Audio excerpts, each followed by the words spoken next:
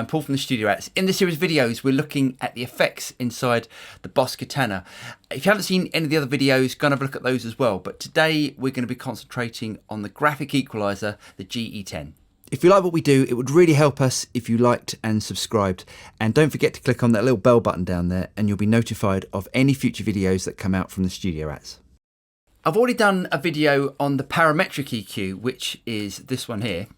Now, if you haven't seen that, go and have a look at that as well. But the reason why I'm looking at the GE-10 EQ is because it's a much simpler EQ. So normally a graphic EQ is used in things like a PA system or an address system where you want to notch out or boost really tight frequencies.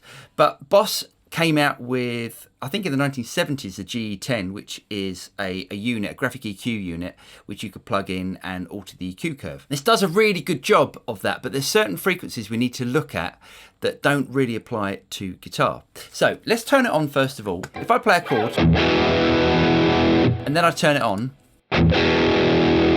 it should sound exactly the same because we haven't cut or boosted anything. So if you look on the screen now, I brought up this EQ curve of a Celestion speaker. Now, as you see with most guitar speakers, they don't really do anything below 80 Hertz and they tend to drop off quite sharply about 5 kilohertz. So there's a lot of things on this EQ that aren't really relevant. So let's iron out those frequencies first to really clean up the guitar signal. Now, if you play with the 31 Hertz band here, you can knock that right out. It doesn't really affect the signal. If I boost it, gives it a little bit of bottom end, but nothing that's really going to be needed for the guitar because in a mix, a bass is going to be covering all of these frequencies. The same with 62 Hertz. There's not a lot of guitar information below 62 Hertz, so you can notch that out just a little bit. But let's hear it if I boost it.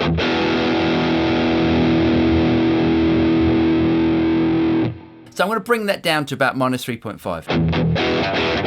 Right, let's do the top end now. Now 16 kilohertz, there's not a lot of information on a guitar at 16 kilohertz. I'll show you what I mean. Let's boost it up full. So you can hardly hear it.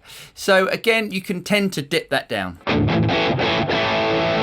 Now, depending on what style of music you're doing and what you want the EQ to do, the rest of the bands are really handy. So if you want to do a mid boost, say like for a guitar solo, you could boost the mid frequencies here from 500, 1 kilohertz to 2K.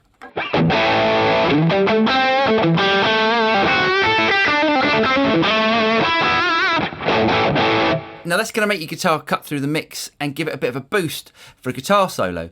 But you might want to do like a 90s metal thing. Now a 90s metal thing is a mid scoop. So if we bring down 500, 1K and 2 kilohertz. Now because we've dipped these frequencies, we might need to give the level a bit of a boost just to match what the level was before we applied the EQ. Let's turn off the EQ. Bit more. So all of your sort of 90s Metallica stuff.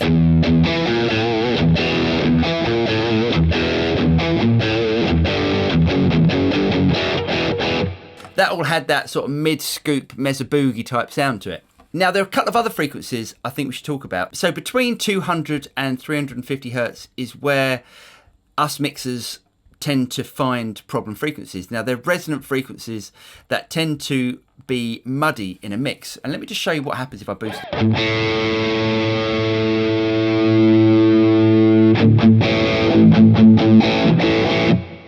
It's a frequency that we don't really like. So you can tend to dip that just down a little bit. If you find that your guitar is a little harsh sounding, you can play with the 4 or the 2 kilohertz settings. So let me show you what that sounds like. Let me boost 2 kilohertz.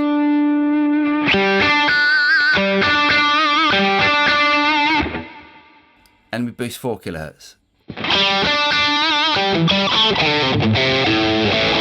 So 2 and 4 kilohertz are sometimes the frequencies that you need to be concerned about. Now, if you just want a little bump to your guitar solos, 1 kilohertz does that perfectly. Just give it a little 2 dB boost. And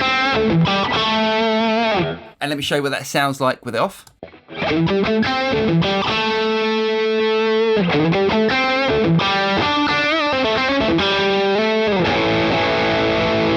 I'd just like to say thank you to everyone that's bought me a coffee. I really do appreciate it.